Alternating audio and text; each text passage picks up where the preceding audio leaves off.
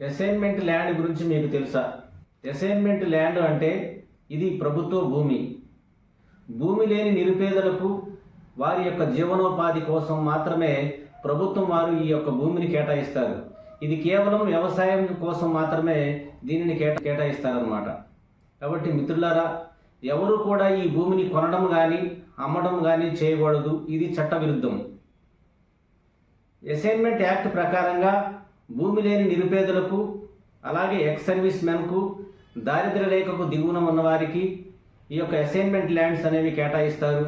ఇది కేవలం వారి యొక్క జీవనోపాధికి మాత్రమే ఉపయోగించుకోవాలి, కానీ దీనిని అమ్మటానికి ఏమాత్రము అవకాశం లేదు. ఎట్టి పరిస్థితుల్లో దీన్ని థర్డ్ పార్టీకి అమ్మటానికి లేదు. అంతేకాకుండా ఈ యొక్క అసైన్మెంట్ ల్యాండ్ని జీవించి ఉన్నంతకాలం వ్యవసాయం కోసం మాత్రమే దీన్ని ఉపయోగించాలి. అలాగే చట్టబద్ధంగా వారి వారసులకు మాత్రం దీనిని బదిలీ చేయడం జరుగుతుంది. ఇలాంటి లీగల్ విషయాల కోసం నన్ను ఫాలో అవ్వండి. ఎందుకంటే చట్టం సామాన్యునికి తెలియాలి. జై హింద్.